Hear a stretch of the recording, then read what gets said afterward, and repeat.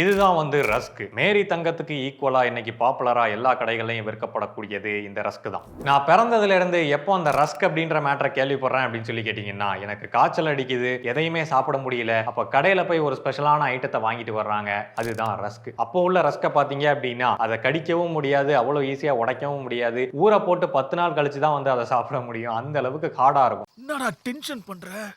Bread தயாரிப்பாங்க இல்லையா? So பிரெட்டை எப்படி பேக் பண்றாங்களோ, அதே மாரி தான் இந்த ரஸ்கையும் பேக் பண்ணுவாங்க. ஆனா பிரெட்ட ஒரு தடவ பேக் பண்றாங்க அப்படின்னா, இத 2 தடவ 2வது தடவ ஸ்லோ டெம்பரேச்சர்ல அதுல இருக்கக்கூடிய ஈரப்பதம் ஃபுல்லா வெளியில போகுற வரைக்கும் அத குக் பண்ணுவாங்க. அதனால தான் அது அந்த மாரி கல்லு மாரி ஆகுது. இத தயாரிச்சதுக்கான முக்கியமான ரீசன் ரொம்ப சிம்பிள். ஈஸியா டைஜஸ்ட் ஆகணும் அப்படின்றதுக்காக. இதுல இன்கிரீடியன்ட் பெருசா ஒண்ணும் இருக்காது. வெறும் மாவு, ஃப்ளேவருக்காக இந்த ஏலக்காய் அந்த மாதிரியான விஷயங்கள சேர்ப்பாங்க. ஸோ இத 2 தடவ பேக் பண்றாங்க அப்படின்றதுனால அது ஃபுல்லா ட்ரை ஆயிரும். ஸோ அதோட சுகர்ஸ் பயங்கரமா உடைஞ்சு ஈஸியா டைஜஸ்ட் ஆகிற மாதிரியான ஒரு கண்டிஷனுக்கு வந்துடும். அதை நம்ம டீலையோ பால்லையோ முக்கி சாப்பிடும்போது ஈஸியா மாய்ஸ்சரை அப்சர்வ் பண்ணிட்டு நம்ம வயிற்றுக்கு போகும்போது ஈஸியா டைஜஷன் நடக்கும். இதுல முக்கியமான மேட்டர் இன்கிரீடியன்ட் தான். மாவு, சுகர், லைட்டா ஃப்ளேவர், இவ்வளவுதான் மேட்டர். ஆனா இன்னைக்கு வரக்கூடிய ரஸ்க்ல இன்கிரீடியன்ட்ஸ்ல பாத்தீங்க அப்படின்னா லிஸ்ட் பயங்கர பெருசா போகுதுன்னே சொல்லலாம். நேச்சர் ஐடென்டிக்கல் ஃப்ளேவர் வந்துருது, ஆர்டிஃபிஷியல் ஃப்ளேவர் வந்துருது, ஆன்டி ஆக்சிடென்ட் வந்துருது, இந்த மாதிரி எல்லாமே வந்துருது. ஸோ பிஸ்கட்டை சாப்பிட்றதுக்கும் இதுக்கும் எந்த ஒரு பெரிய வித்தியாசமும் கிடையாது. அண்ட் அது மட்டும் இல்லாம இதை ஈஸியாவே உங்களால பிரேக் பண்ணிட முடியும். அப்படியே கையாலேயே